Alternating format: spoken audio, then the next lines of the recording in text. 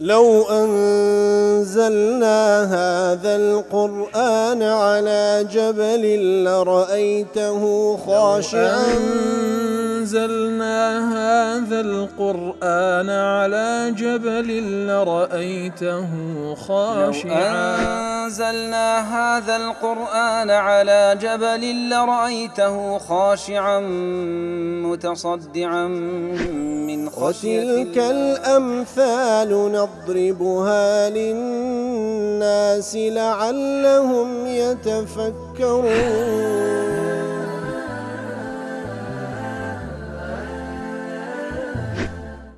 الحمد لله والصلاة والسلام على رسول الله وعلى آله وصحبه ومن والاه. السلام عليكم ورحمة الله. بەڕێزان خۆشحاڵم لەوانەی 1233 لەوانەکەین تەفسیری قورئانی پیرۆز بێمەوە خزمەتتان وان بەستە ڕەزامەندی رب العالمین و هیوادارم ئێوەی ئازیز سوودی لێوە بگرن. أعوذ بالله من الشيطان الرجيم. بسم الله الرحمن الرحيم. وكلا نقص عليك من أنباء الرسل ما نثبت به فؤادك وجاءك في هذه الحق وموعظة وذكرى للمؤمنين. بەڵخۆشەویستان رب العالمین دەفەرمی ئەوەی کە لە بۆتی باز دەکەین لە هەواڵی گرنگی پێغەمبەرانی پێشووتر تا وەکو دڵت پێقایم و جێگیر بی لەسەر ئەو حەقە ئیتر لەو قورئانەش حەقت لۆ هاتێ و هەروەها حەقت لۆ هاتێ وەرە مەوعیظە و ئامۆژگاری و بەبیرهێنانەوەی لە بۆ هەموو ئیماندارێک. مناسبە ئاتە لەگەڵەوەی پێشترۆک و سەعدی دەڵێ کاتێکەوە خوای گەورە لەو سوورەتە بەیانی ئەوەی کردکەوە بەیانی ئەخباری کۆمەڵێک لە پێغەمبەرانی کرد عەلەیهی سەڵات وەسەلام، ئیتر باز لە حکمەتی بەیانکردنی ئەخباری پێغەمبەرانی کرد. لێ دەفەرمی وكلا نقص عليك من أنباء الرسل ما نثبت به فؤادك، كواتە لە بۆ دەجێڕینەوە یا رسول الله صلى الله عليه وسلم هەموو ئەوەی کەوا پێویستە بیزاین لە ئەخبار و هەواڵی پێغەمبەرانی پێشووتر لە نەتیجەدا ما نثبت به فؤادك، لە نەتیجەدا تاوەکو دڵت پێ جێگیر بی و قایم بی و دامەزراو بی فتزداد إيمانا ويقينا وصبرا على تكذيب قومك، تاوەکو ئەو دڵت جێگیر بی هەندێک کە ئیمانت پێ زیاد بی و یەقینت پێ زیاد بی و سەبرت زیاتر بی لەسەر ئەوەی کەوا قەومەکەت ئەتوو بە درۆ دەزانن هەروەکو پێغەمبەرانی پێشووتریش سەبریان لەسەر گرتیە. بقاعی دەڵێ ئەو ئاتە ئەوەی لە خۆگرتێ الاعتبار من قصص الرسل، واتە پند و ئامۆژگار وەرگرتن لە چیرۆژ پێغەمبەران بما فيها چی تێدا لەوانە حسن صبرهم على أممهم، بۆی کەوا چەند بە سەبر بووین لەسەر ئومەتەکانیان واجتهادهم على دعائهم إلى عبادة الله بالحق، کەواتە چەند هەوڵیان لەگەڵ داینە بانجیان بکەن لە بۆ عیبادەتکردنی خوای گەورە سبحانه وتعالى بە هەموو شێوازێکی حەق و هەروەها بۆی کەوا ڕێگای خەیر و شەڕیان لۆ بەیان کردیە و هەروەها عاقیبەتی چاکە و خراپەیان نیشانیاندا ئیتر خوای گەورە ڕێمان نیشاندا بە هەمان شێوە ئێمەش شوێن پێی پێغەمبەران بگرین بەوەی کەوا ثابت بن لەسەر ئەو حەقە و ئیقتدایان پێ بکەین. وجاءك في هذه الحق، واتە لە بۆت هاتێ یا رسول الله صلى الله عليه وسلم لەو سوورەتەی یان لەو قورئانەی بەگشتی ئەو حەقەی کەوا هیچ شەک و گومانی تێدا نییە. ئەبی حەیان دەڵێ کاتێک کە زانایان دەفەرمون تەخسیس و تایبەتی ئەو سوورەتە دەکا بۆی کەوا لەو سوورەتەدا حەق لۆ هاتیە کە قورئان هەمووی حەقە، بەڵام بە تایبەتیش لەو سوورەتکەوا دەفەرمی دەڵێ لەسەر وەجهێک لە وەجهی یەکەم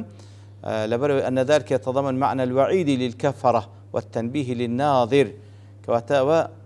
وەکو هەڕەشەیەکە لە بۆ کافرەکان ئاگادارکردنەوە لە بۆ کەسێکەوە بیر دەکاتەوە. أي جاءك في هذه سورة الحق الذي أصاب الأمم الظالمة، لو سورة أو حقد له هات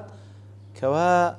چی بەسەر ئومەتەکانی پێشووتر هات کەوا ظالم بوون، وهذا كما يقال عند الشدائد جاءك الحق، کەواتە لە کات تەنگان عاتان دەگوتن حق لۆ هات، وإن كان الحق يأتي في غير شديدة وغير ما وجه، کەواتە ئەگەر چی خۆ لە هەموو لایانی دیکە حەق هەر بەیان دەکرێ، بەڵام تەمەشاکە لەو عاقبەتەی کەوا بەسەر کافران و زاڵمانمان هینە حەقت لۆ هات و لۆت بەیان کرا. قورتوبی دەڵێ وەجهی دووەمی خص هذه السورة بالتايبتك أو سورة الحق تداتها لأن فيها أخبار الأنبياء والجنة والنار، ببراسي أخباري بيغمبران وهروا باسي بهشت جهنمي تدا وجهي سيم بتايبتي لو سورة داد فرمي وجاءك في هذا الحق أجرتي حق لهم قرآن في روز داهية وهذا تشريف لهذه السورة براسي ورز لنان لو سورة لبر غير أو سورة هم حقي تداتي موعظة بيان تدات بلان بتايبتش خوي لو سورة حق اللهات وموعظة وذكرى للمؤمنين وهروها لو سورة لبوت هاتي موعظة آموجارية كسانك فندي ليور دقرن كوا إيمان دارن كاتك كوا جوان لدبي أو كوا بسر أمتكاني بيشو تر هاتية وهروها خوان لا أسباب هوكاري عذاب دا باريزن بهوي أو قصصاني كوا باسكرا فندي ليور دقرن يتردلكانيا نرم دبي لبو ريقا حق بقر نبر وهروها دبتماي تذكيرو ببير هنانو لبو إيمان داران أواني كدلين موعظة وذكرى حد الشان كلبو إيمان داران وجاءك في هذه الحق موعظة وذكرى للمؤمنين وكواحدي وابن الجوزي ابن عطية وقرطبي أبو حيان والشوكاني وقاسمي وسعدي وابن عاشور ابن جردل وجاءك موعظة تعظ الجاهلين بالله كوت موعظك كهاتية لبوي كوا كساني شي نفام كبي آقان لخوا يقول موعظك لبو أوانا وذكراك لبو إيمان داران ابن كثير ضلي وموعظة يرتدع بها الكافرون راستي موعظة لبو كافر كان بي بقرينوا ذكراش لبو إيمان داران سعدي ابن رجب ضلين فيه أن سماع أخبار الأخيار كاتك وجود لخبري تاك كاران دبي فيه تقوية للعزائم راستي عزيمة بقوة دبي ويارمتي درك لبو اتباعي آثار بابلين اتباعي ريقاي أوان بكي لبر أوي عادة كإنسان جويلة أخباري ساكا كاران دبي أو ضلي لبو أوي درواك واقتداء بيبكا وهروها براستي همتي برستر دبتو تاوكو كارو كردو هولي زياتر بكاو هول بدا منافسي غير خوي بكاتن تاوكو أو عاقبة ساكي وكو أوان بدز بيني وقل للذين لا يؤمنون اعملوا على مكانتكم إنا عاملون يا رسول الله صلى الله عليه وسلم بوكسا نبلي كوا إقرار اعتراف بالتوحيد ويكتا برستي خواهي قولنا كانوا أتوي براس نازانا بيان بلي اعملوا على مكانتكم لسر رقاي خوتان بردوام بن لسر أو حالتي كتيدانا أويك لدستان دي بيكن لمقابل جدا مش لسر كارو كردو منهجي خومان بردوامينو فرماني بيدكين كاتب مناسبة وآتي لقل بيشوتركو ابن عادل ضلي كاتك واخواي قرر سبحانه وتعالى لآت كان بيشوتر بهموش شويك ترغيب وترهيبي كردو هان ما ينداو ترسان دماني ليرة دا تهديد وعيد دكا بتابت لبوانك وإيمان ناينن ابن عاشور ضلي أو آتا وأيضا فإنها عطف على جملة وجاءك في هذه الحق كواتلا بيشترك فرموي لو صورة حق لبوهاتي أوش عطف لسلبي لما اشتملت على أن في هذه القصة ذكرى للمؤمنين كاتكوا لو صورته بتابت لقصة كان ذكراو فندو آموش قالب وإيمان داران فرماني فيكرا بويكوا خطاب لقل أو كسانبين كوا إيمان دارنين وإيمان ناينن وكو خطاب لقل كسيكوا مأيوز بلي كوا إيمان بينتنو تسيدي سود ورناقري لو هم آموش قارية كوا لبويان هاتية لويا إنزا بو صيغة تهديد يام كدي بردوام باللسر أو رقات صوتي خوتان كوا بردوامنو إيمان ناينن وانتظروا إنا منتظرون وتتصاور وانبن كوا تسي رحمتي خواهي قوري بسر إيما دادباري وتصاور وانبن عقوبة عذابي خواهي قوري بسر انقو دابي كواتي ابن عاشور ضلي لفرماني خواهي قوري خواهي قوري سبحانه وتعالى فرمان بيغمبر كريم صلى الله عليه وسلم وكوا يقول ذلك على لسان المؤمنين كواتا لسر زماني إيمان داران بوان بلي شاهديك من الله بصدق إيمانهم كواتا براستي وشاهديك أن أخوي قول سبحانه وتعالى أو كسارواني إيما ذكا لبو إيمان داران رحمته أو كسارواني أوان ذكا أو لبوان غضبه كواتا وشاهديك لبو إيمان داران لأن أخوي قول سبحانه وتعالى وفيه التفويض إلى رأس الأمة بأن يقطع أمرا عن أمته ثقة بأنهم لا يردون فعله كواتا أو آتوشتدا کەوا ڕەسی ئەو ئومەتەکە پێغەمبەرە صلی الله عليه وسلم کەوا بەخۆی بڕیار بدا و لە بەرەوەتیقەی هەیە ئومەتەکەشی بڕیاری وی ڕەت ناکەنەوە هەر هەمومان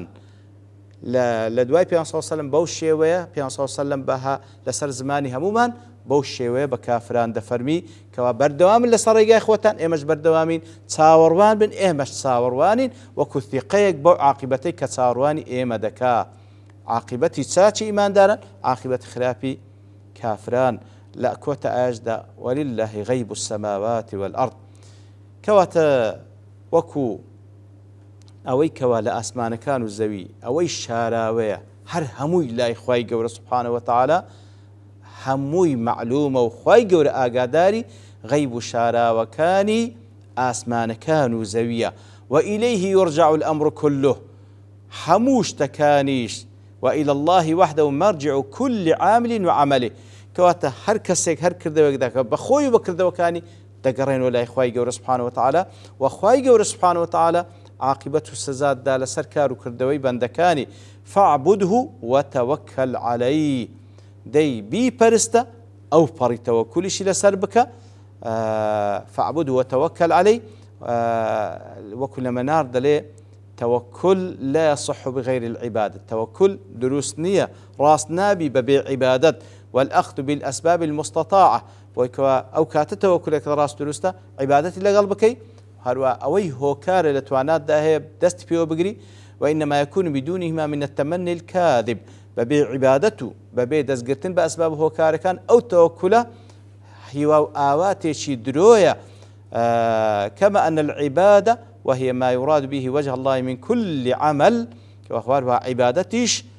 أو عبادتك بس رازبوني خواي قوردك لهر عملك ده لا تكمل إلا بالتوكل كواتا عبادتيش ببيت توكل نابي توكلش ببيع عبادة نابي بلكو هوردو شان توكل يكترينا إغاثة اللهفان ضلي صلاح العبد وسعادته وراستي راس تدرستي بندا بختوري بندا لتحقيق أو دوشتدا إياك نعبد وإياك نستعين تنها وتنها أتودا برسن تنها وتنهاش داوا يارمتيد لذكي دفرمي أو عبادته أو توكل لتسندين زي قايدك هاتيا وكل سر زمان شعيب وما توفيقي إلا بالله عليه توكلت وإليه أنيب تمشاك التوكل لسروا تشقرم ولا يلبو عمو عبادة كان وهروها ولسندين آتي تريش وكل رجدادها فرمي فاعبده وتوكل عليه كواتب راستي أو كدرة أو دو أصلا كوا أصلي توحيد يعني لخوا داقرتيا أو دو بنما توكل عبادة أو بري عبادة تنها لبخواي قورب أو بري توكل يشد تنها لصر خواي قورب أو دواني ببي يكتري هيت يشان راس دروس نابي وما ربك بغافل عما تعملون پروردگار دي يا رسول الله بآغانية لويك أوان ديكن أو ذات سلة ساكة وتسلة خرافة خواي قورب بآغانية وپاداش وسزاش يان داداتوا أبي حيان دلي أو آتا بين جملي لخو قرتيا جملة كم دلت على أن علمه محيط بجميع الكائنات جملة كم خواي قور سبحانه وتعالى باز لو ذكا كوا خواي قور آقادارة بهمو كائنات كاني همو كتكو قورا أوي لبرتساوان ديارو أوي كوا شاراوية هموي لي دياري لأنه إذا حاط علمه بما غاب فهو بما حضر محيط كواتا أوي كوا كاتكوا باز لغيب ذكا خواي قور بي آقادار كواتا آقاي لغيب لشاراوبي بالتأكيد آقاي لوانشا كوا لبرتساوانا يتر علمي خواي قور سبحانه وتعالى هر هموي بي آقادار بشاراوب حاضر كان جملة دوم بلغي لسر قدرتي خواي قور سبحانه وتعالى أو قدرتي كوا نافذة بسر هموش تيك زيب بي جملة سيم بلغي لسر أوي كوا دل الأمر بإفراد من هذه بإفراد من هذه صفاته بالعبادة الجسدية والقلبية كوات جملة سيم أو ذاتك أو صفاتك أنت وكباسكرة هر أو شاني أو كهم عبادات كان كوا أو كبدل ذكري أو كبلاش ذكري هر هم شاني أو جملة سارميش فرمان كردنا بالتوكل في بستان بوزاته جملة بينزميش تضمنت التنبيه على المجازات جملة بينزم آقادار كرنوية بويك وأخواي قورا سزا باداشته فلا يضيع طاعة مطيع ولا يهمل حال متمرد كواتا هر طاعتك وكسيش طاعة كار ديكا لا إخوائي قرر بزاع ناسي وهروها هر كسيك وسنوري بزاندي تمردي كرديا خواهي قرر إهمالي ناكا أقر مهلتيش ببخشي بەڵام سزای دەدا شەک و گومانی تێدانە. ئیتر بەو شێوە دەگەینە کۆتایی ئەو سوورەتەش لە خوای گەورە دەپاڕینەوە. ئەوەی کەوا هەڵە و کەم و کورتیمان تێدا هەبوو خوای گەورە بە فەزڵ و ڕەحمەتی خۆی